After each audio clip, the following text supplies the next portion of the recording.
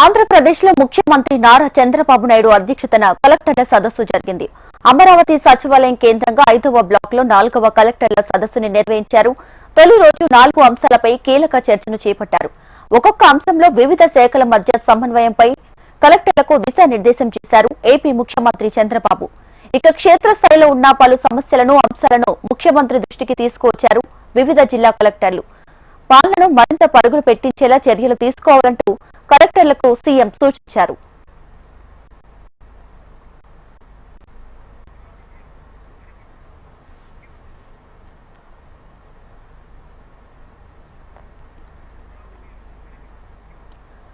రైట్గా ఏపీలో ముఖ్యమంత్రి చంద్రబాబు అధ్యక్షతన కలెక్టర్ల సదస్సు జరిగింది. దీనికి సంబంధించి పూర్తి సమాచారంతో అమరావతి బ్యూరో హరికిషన్ లైవ్ లో సిద్ధంగా ఉన్నారు. మరిన్ని డీటెయిల్స్ అందిస్తారు హరికిషన్. Thank you Deepika. ప్రధానంగా రాష్ట్ర సచివాలయంలో 5వ బ్లాక్ లో సుదీర్ఘంగా కలెక్టర్ల సదస్సు ఇంకా జరుగుతూనే ఉంది. ప్రధానంగా ఈ రోజు 4 అంశాలకు సంబంధించి ఒక్కొక్క అంశంలో వివిధ శాఖలకు సంబంధించి సుదీర్ఘంగా ఈ సదస్సు అయితే సాగుతోంది. ముఖ్యంగా కలెక్టర్లకు వివిధ అంశాలకు సంబంధించి శాఖలపైన ముఖ్యమంత్రి దిశానిర్దేశం చేస్తున్నారు. ఎందుకంటే ప్రభుత్వం ఏదైనా ప్రజల కోసం చేస్తున్నటువంటి కార్యక్రమాన్ని పూర్తిగా ప్రజలకు చేరవేసేటటువంటి వారధిగా, అంటే ప్రభుత్వానికి ప్రజలకు మధ్య వారధిగా పనిచేసేది కూడా కలెక్టరే. కాబట్టి ప్రధానంగా ప్రధానమంత్రి అలాగే ముఖ్యమంత్రి, ఆ తర్వాత ప్రజలు అత్యంత గుర్తించేటటువంటి వ్యక్తులు కలెక్టర్లే అని చెప్పేసి కూడా ఆయన చెప్పడం జరిగింది. ఈ నేపథ్యంలోనే జిల్లా సర్వోన్నత అధికారిగా ఉన్నటువంటి వ్యక్తి ప్రభుత్వానికి సంబంధించినటువంటి ప్రతి ఒక్క అంశం, ఏదైతే సంక్షేమ పథకం కానివ్వండి లేదా ప్రభుత్వానికి సంబంధించి అభివృద్ధి కానివ్వండి, ఆ సంక్షేమ ఫలాలను ప్రజలకు అందించేటటువంటి ప్రయత్నం కూడా ఆ కలెక్టరే చేయగలడు. అది కూడా సమర్థవంతంగా ఉన్నటువంటి కలెక్టర్లకే సాధ్యం అని చెప్పేసి కూడా ఆయన కితాబు ఇవ్వడం జరిగింది. ఈ నేపథ్యంలోనే రైట్ పర్సన్ రైట్ ప్లేస్ అనేటటువంటి ఓ నినాదంతో ప్రస్తుతం ముందుకు పోతున్నాం. కాబట్టి చాలా మంది యువ కలెక్టర్లకి కూడా బాధ్యత అప్పచెప్పాం. రీసెంట్ గా కూడా 12 జిల్లాలకు కూడా కొత్త కలెక్టర్లు నియమించాం. వాటితో పాటు గతంలో పనిచేస్తున్నటువంటి వారు, వారిని పక్కన పెట్టినటువంటి వారు కూడా, అంటే పూర్తిగా ప్రభుత్వం దృష్టిలో సుపరిపాలన చేస్తున్నారన్నటువంటి ఉద్దేశంగానే ఉంది. దాన్ని మరింత రెట్టించుకునే విధంగా పనిచేయాలి. అలాగే ప్రభుత్వం మన్ననలు పొందాలి, ప్రజల మన్ననలు పొందాలి. ప్రభుత్వం అందిస్తున్నటువంటి ప్రతి కార్యక్రమాన్ని కూడా ప్రజల వద్దకు తీసుకువెళ్లేటటువంటి ప్రయత్నం చేయాలని చెప్పేసి కూడా ముఖ్యమంత్రి సుదీర్ఘంగా ఆయన కలెక్టర్లకైతే సూచిస్తున్నటువంటి పరిస్థితి కూడా ఉంది. మరోపక్క ఒకసారి మనం చూసుకుంటే ప్రధానంగా మొదటి అంశానికి సంబంధించి ఏదైతే ఆధార రంగం, అలాగే వ్యవసాయం, సేవా రంగం, ఇటు టూరిజం, అలాగే గృహ నిర్మాణానికి సంబంధించి కంప్లీట్ గా కూడా చర్చ అయితే సాగింది. అలాగే రెండవ విషయానికి వచ్చేసరికి ప్రధానంగా ఆంధ్రప్రదేశ్ ప్రభుత్వం అత్యంత ప్రతిష్టాత్మకంగా తెరపైకి తెచ్చినటువంటి బంగారు కుటుంబం, అలాగే మార్గదర్శులు, ఏదైతే P4 కార్యక్రమం ఉందో ఈ P4 కార్యక్రమం ఏ రకంగా పనిచేస్తుంది అన్న దానిపైన కూడా పూర్తిగా కూడా దృష్టి సారించాలి. దాన్ని సక్సెస్ చేసే విధంగా ఉండాలి. 2029కి ఆంధ్రప్రదేశ్ పేద రహిత రాష్ట్రంగా ఉండాలన్నటువంటి ప్రభుత్వ సంకల్పాన్ని కంప్లీట్ చేసేటటువంటి బాధ్యత ప్రతి కలెక్టర్ కూడా తీసుకోవాలని చెప్పేసి కూడా ఆయన సూచించడం జరిగింది. మరోవైపు అధికారం అంటే కూటమి ప్రభుత్వం అధికారంలోకి రావడానికి అతి ముఖ్యమైనటువంటి సూపర్ హిట్ కి సంబంధించినటువంటి సూపర్ 6 పథకాలను ఏ రకంగా ప్రజల్లోకి తీసుకువెళ్తున్నాం, ఇచ్చినటువంటి హామీల పరంగా మాక్సిమం అన్ని కూడా కంప్లీట్ చేయడం జరిగింది. ఇక ఉన్నటువంటి వాటిని కూడా వీలైనంత త్వరగా కంప్లీట్ చేసేటటువంటి ప్రయత్నం చేస్తాం.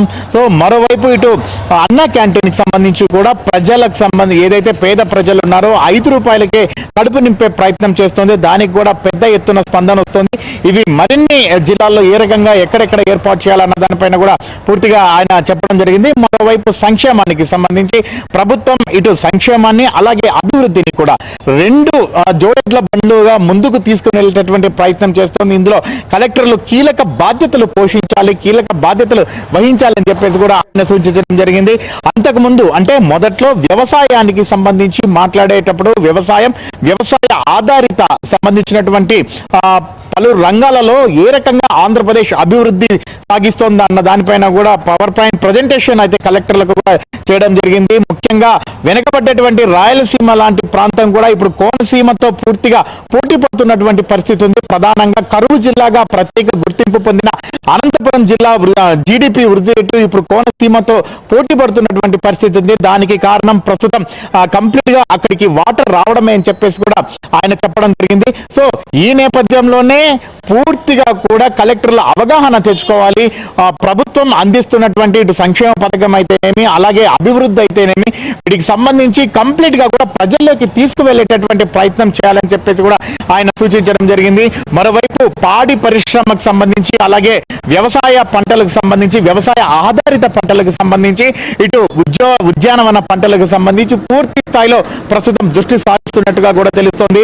గతానికి భిన్నంగా ఈసారి అన్నదాతకి ఏ కష్టం వచ్చినా కూడా మొట్టమొదటిగా ప్రభుత్వం ఆదుకునేటటువంటి ప్రయత్నం చేస్తోంది. ఇందుకు ప్రత్యక్షంగా రీసెంట్ గా తోతాపురి మామిడికి సంబంధించి ఏ రకంగా అయితే రైతన్నలు ఇబ్బందులు పడ్డారో వారికి కేజీకి అదనంగా ₹4 అంటే కేంద్ర ప్రభుత్వం నుంచి ఏకంగా 200 కోట్ల రూపాయలని కూడా శాంక్షన్ చేపించి రైతుల ఖాతాలోకి ఇవ్వడం జరిగింది. సో ప్రస్తుతం యూరియా కూడా ఎక్కడా కూడా కొరత లేదు. కేవలం కృత్రిమ కొరతను సృష్టిస్తూ అనవసర ఇబ్బందులకు గురి చేస్తున్నారు. అవసరమైతే ప్రతి యూరియాను కూడా ఇకపై రైతుల వద్దకు అంటే ఇప్పటి వరకు కూడా రైతులు ఏదైతే యూరియా సెంటర్లకు వచ్చి యూరియాను తీసుకుని వెళ్లేదానికంటే ఇకపైన కంప్లీట్ గా వారి ఇంటికే డోర్ డెలివరీ చేసేటటువంటి ఒక సిస్టమ్ అయితే డెవలప్ చేసేటటువంటి ప్రయత్నం చేస్తాం. అంతకంటే ముందు ప్రధానంగా కలెక్టర్లందరికీ కూడా ఒక అంటే సూచించడం జరిగింది. యూరియా వీలైనంత వాడకం తగ్గించేటటువంటి ప్రయత్నం చేయాలి. దీనివల్ల అనారోగ్యాలు బారిన పడడం అలాగే క్యాన్సర్ ఎక్కువగా రావడం జరుగుతుంది. సో యూరియా కన్జంప్షన్ ఎంత తక్కువ చేస్తే అంత ఆరోగ్యంగా ఉంటుంది. వీలైనంత ఎక్కువగా ప్రకృతి వ్యవసాయం సేంద్రియ వ్యవసాయం లాంటి అధునాతన పద్ధతులు అంటే ఇవన్నీ కూడా గతంలో ఉన్నటువంటి పద్ధతులే. పాలేకర్ లాంటి ఈ వ్యవస్థ ఏదైతే గతంలో అంటే రైతుకు కృత్రిమ ప్రకృతి వ్యవసాయాన్ని ఉపయోగించుకొని పాడి పంటలను అభివృద్ధి చేసుకుంటున్నారు. ఈ సిస్టాన్ని మళ్ళీ కూడా తెరపైకి తీసుకొని వచ్చేటటువంటి ప్రయత్నం మళ్ళీ చేయాలి. అటువంటి అంటే యూరియా కన్జంప్షన్ తక్కువగా ఉన్నటువంటి రైతులకు ప్రత్యేకంగా ప్రోత్సాహకాలు ఇచ్చేటటువంటి ప్రయత్నం చేద్దాం. దానికి సంబంధించినటువంటి విధి విధానాలను కూడా వీలైనంత త్వరగా ప్రకటిస్తాం. ఏదైతే కేంద్ర ప్రభుత్వం ఇటు రైతులకు ఇస్తున్నటువంటి రాష్ట్ర ప్రభుత్వానికి ఇస్తున్నటువంటి సబ్సిడీని నేరుగా రైతులకే ఇచ్చేటటువంటి ప్రయత్నం చేస్తామని చెప్పేసి కూడా ముఖ్యమంత్రి స్పష్టం చేయడం జరిగింది. అంటే ఇందుకు సంబంధించి యూరియా ఎవరైతే తక్కువగా పంటలకు ఉపయోగిస్తారో కేవలం ప్రకృతి వ్యవసాయం ద్వారా సేంద్రియ వ్యవసాయ పద్ధతుల ద్వారా వాళ్ళు చేస్తారో వారికి ప్రోత్సాహకాలు ఇచ్చేటటువంటి ప్రయత్నం చేస్తామని చెప్పేసి అంటే ఇటు వ్యవసాయానికి అలాగే ఉద్యానవన పంటలకు సంబంధించి ఏ రకంగా అభివృద్ధి చెందుతున్నాయన్న దానిపైన కూడా ఆయన సుదీర్ఘంగా ఇటు కలెక్టర్లు కూడా వివరించారు. ప్రస్తుతం అక్కడ ఉన్నటువంటి పరిస్థితులకు సంబంధించి కూడా కలెక్టర్లు ముఖ్యమంత్రి దృష్టికి తీసుకొని రావడం జరిగింది. అలాగే వీటికి సంబంధించి కంప్లీట్ గా కూడా విధి విధానాలు ఏ రకంగా ఉండాలి అలాగే అక్కడ ఏ రకమైనటువంటి గ్రోత్ ఉంది. సో ఇంకా ఎటువంటి కార్యక్రమాలు మనం తీసుకోవాలి అన్న దానిపైన కూడా కలెక్టర్లకైతే దిశానిర్దేశం కూడా చేయడం జరిగింది. ఒక్కసారి మనం చూసుకుంటే సంక్షేమం P4 అంటే ఇది 2వ అంశంగా తీసుకోవడం జరిగింది. అలాగే ఇక 3వ అంశం విషయానికి వచ్చేసరికి ఎవరైతే గృహ నిర్మాణ శాఖకు సంబంధించి అంటే ఆంధ్రప్రదేశ్ రాష్ట్ర రహదారులకు సంబంధించినటువంటి అభివృద్ధి ఏ రకంగా సాగుతోంది అలాగే ఇటు పోర్టులు ఎయిర్పోర్టులు హైవేలు అలాగే నీటి ప్రాజెక్టులకు సంబంధించినటువంటి ప్రాజెక్టుల నిర్మాణం ఇంధనానికి సంబంధించి ఈ పరిశ్రమలన్నీ కూడా ఏ రకంగా సాగుతున్నాయి వీటికి ఏ రకమైనటువంటి ఆదాయం ప్రాజెక్టు అదే ఆంధ్రప్రదేశ్కి చేకూరుతోంది. ప్రస్తుతం ప్రభుత్వం ఖజానా పూర్తిగా నిండుకుంది. ఆర్థిక పరిస్థితి బాగా లేకపోయినా అనుకున్న దానికంటే ఎక్కువగా ప్రజలకు అందిస్తోంది. ముఖ్యంగా Deepika Carry on, Harikishan. Thank you Deepika. అంటే ప్రస్తుతం ఉన్నటువంటి పరిస్థితుల నేపథ్యంలో ఆంధ్రప్రదేశ్ ఆర్థిక పరిస్థితి బాగా లేకపోయినా ప్రస్తుతం ప్రభుత్వం ఏ రకంగా ఆ ఆదాయాన్ని సమకూర్చుకుంటోంది ఆ ఆదాయం ద్వారా ఇప్పుడున్నటువంటి పరిస్థితుల నేపథ్యంలో ఉద్యోగులకు అలాగే ఏ రకంగా జీతాలు ఇస్తోంది ఎక్కడ కూడా ఇబ్బందులు తలెత్తకుండా ఉండే విధంగా ఇటు సంక్షేమాన్ని ప్రజలకు చేరుస్తూనే అలాగే సర్కార్ని కూడా పూర్తిగా ముందుకు నడిపిస్తున్నటువంటి తీరును ఆయన కలెక్టర్లకైతే వివరించే ప్రయత్నం చేశారు. ప్రతి విషయంలో కూడా ఖచ్చితంగా ప్రభుత్వం సక్సెస్ కావాలన్నా, ప్రజల వద్దకు పోవాలన్నా అందుకు బాధ్యత కంప్లీట్ గా కూడా కలెక్టర్లు తీసుకోవాల్సిందే అని చెప్పేసి కూడా ఆయన స్పష్టం చేయడం జరిగింది. ప్రతి అంశానికి సంబంధించి కూడా పూర్తిగా సుదీర్ఘంగా ఒక ఈ సదస్సుకు సంబంధించి చర్చా సమావేశం అయితే సాగుతున్నటువంటి పరిస్థితి కూడా లేకపోలేదు. ఈ రోజు సాయంత్రం 7 గంటల వరకు కూడా ఈ సమావేశం కొనసాగేటటువంటి అవకాశం ఉంది. ఎందుకంటే తొలి రోజుకు సంబంధించి 4 అంశాలు వివిధ శాఖలకు సంబంధించి చర్చించేటటువంటి అవకాశం ఉంది. రేపు రెండవ రోజుకు సంబంధించి మిగిలినవి కూడా మిగిలిన 4 అంశాలకు సంబంధించి రేపు చర్చించేటటువంటి అవకాశం కూడా ఉంది. ముఖ్యంగా ఒకటే చెప్పదలుచుకున్నారు ముఖ్యమంత్రి. ఏదైనా ఒక ప్రభుత్వం ఒక కార్యక్రమం తీసుకొని ప్రజల్లోకి వెళ్తున్నటువంటి నేపథ్యంలో దాన్ని అంటే ఆ ఫలాలను ప్రజలకు అందించాలన్నా, ప్రభుత్వం చేస్తున్నటువంటి పనుల గురించి ప్రజలకు తెలియాలన్నా కంప్లీట్ గా బాధ్యత తీసుకోవాల్సింది. దానికి కర్త కర్మ క్రియ కంప్లీట్ గా కూడా కలెక్టర్లే కావాలి, కలెక్టర్లే తీసుకోవాలి.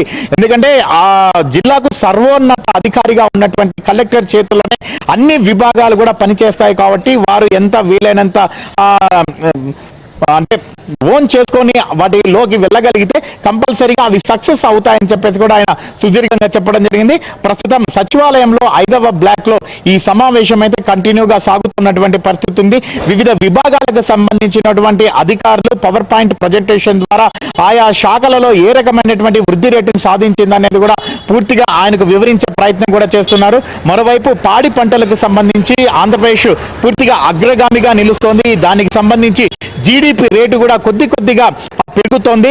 ప్రతి కాన్స్టిట్యున్సీలో కూడా ప్రత్యేకంగా ఎనుములకు సంబంధించినటువంటి ఒక హాస్టల్ అయితే 2014-19 ఆ సంవత్సరంలో కూడా కర్నూలు జిల్లాలో అంటే ఈ యానిమల్ సంబంధించినటువంటి ఒక హాస్టల్ అయితే ఏర్పాటు చేయడం జరిగింది. ఇకపై వాటికి సంబంధించి కంప్లీట్ గా కూడా ఆంధ్రప్రదేశ్ లో ఉన్నటువంటి అన్ని నియోజకవర్గాల్లో ఈ హాస్టల్స్ అయితే ఏర్పాటు చేయాలని చెప్పేసి కూడా అధికారులను సూచించారు. ముఖ్యంగా పాడి పరిశ్రమ పైన అలాగే వ్యవసాయం పైన కంప్లీట్ గా పూర్తిగా దృష్టి సారించాలని చెప్పేసి సూచించడమే కాకుండా అలాగే పరిశ్రమలకు సంబంధించి కూడా వీలైనంత వరకు కూడా దృష్టి సారించి అభివృద్ధిని అనేది ముందుకు తీసుకొని పోయేలా ప్రతి కలెక్టర్ కూడా కృషి చేయాలని చెప్పేసి ఆయన పిలుపునివ్వడం జరిగింది. ప్రస్తుతం అయితే ఈ రోజు ఇంకా సమావేశం ఈ సదస్సు అయితే ఇంకా కొనసాగుతూనే ఉంది. సాయంత్రం 7 గంటల వరకు కొనసాగేటటువంటి అవకాశం ఉంది. రేపు రెండవ రోజుకు సంబంధించి కంప్లీట్ గా మిగిలిన 4 అంశాలకు సంబంధించి ఏవైతే మానవ వనరుల అభివృద్ధి, అలాగే వైద్య ఆరోగ్యము, విద్య, అలాగే ఈ సో దానికి సంబంధించి అలాగే శాంతి భద్రతలు ఇది 8వ అంశంగా ఉంది. అలాగే 7వ అంశానికి వచ్చేసరికి ఆదాయార్జన శాఖ ఏదైతే ఉందో సో దానికి సంబంధించి కూడా కంప్లీట్ గా ఉంది. ఐటీకి సంబంధించినటువంటి కూడా ఈ 4 అంశాలకు సంబంధించినటువంటివి కూడా రేపు ఈ కలెక్టర్ల సదస్సులో చర్చకు వచ్చేటటువంటి అవకాశం ఉంటుంది. Deepika, thanks for the latest updates.